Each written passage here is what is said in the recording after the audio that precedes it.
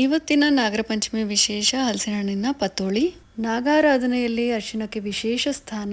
ಅರಿಶಿಣ ಕೇವಲ ಅಲಂಕಾರಕ್ಕಷ್ಟೇ ಅಲ್ಲ, ಅಡುಗೆಗಳಲ್ಲೂ ಬಳಸೋದ್ರಿಂದ ಆರೋಗ್ಯಕ್ಕೂ ಕೂಡ ಉತ್ತಮ. ತುಂಬಾನೇ ರುಚಿಯಾದ ಹಲಸಿನ ಹಣ್ಣಿನ ಪತ್ತೋಳಿ ಮಾಡ್ಕೊಳ್ಳೋದಕ್ಕೆ 3-4 ಗಂಟೆ ನೆನೆಸಿಟ್ಟಿರೋ ಅಕ್ಕಿನ ಮಿಕ್ಸಿ ಜಾರಿಗೆ ಹಾಕೊಂಡು ಅರ್ಧ ಕಪ್ ಕಾಯಿ ತುರಿ, ರುಚಿಗೆ ಸ್ವಲ್ಪ ಉಪ್ಪು, 1 ಚಮಚ ಬೆಲ್ಲ, ಸ್ವಲ್ಪ ನೀರನ್ನ ಹಾಕಿ ಗಟ್ಟಿಯಾಗಿ ರುಬ್ಬಿಟ್ಕೊಳ್ಳಿ. ಹೂರ್ಣ ಮಾಡ್ಕೊಳ್ಳೋದಕ್ಕೆ ಬಾಣಲೆಗೆ 2 ಸ್ಪೂನ್ ತುಪ್ಪ, 1 ಕಪ್ ಸಣ್ಣಗೆ ಹೆಚ್ಚಿರುವಂತಹ ಹಲಸಿನ ಹಣ್ಣನ್ನು ಹಾಕಿ ಬಾಡಿಸ್ಕೊಂಡು ಅರ್ಧ ಕಪ್ ಬೆಲ್ಲ ಹಾಕಿ ನಂತರ 2 ಕಪ್ ಅಷ್ಟು ಕಾಯಿ ತುರಿಯನ್ನ ಹಾಕೊಂಡು ಸ್ವಲ್ಪ ಏಲಕ್ಕಿ ಪುಡಿಯನ್ನು ಸೇರಿಸ್ಕೊಂಡು ಇದನ್ನ ಚೆನ್ನಾಗಿ ಬೆಲ್ಲ ಕರ್ಗೋವರೆಗೂ ಮಿಕ್ಸ್ ಮಾಡ್ಕೊಳ್ಳಿ. ತುಂಬಾನೇ ಫ್ಲೇವರ್ಫುಲ್ ಆದ ಹೂರ್ಣ ರೆಡಿಯಾಗಿದೆ.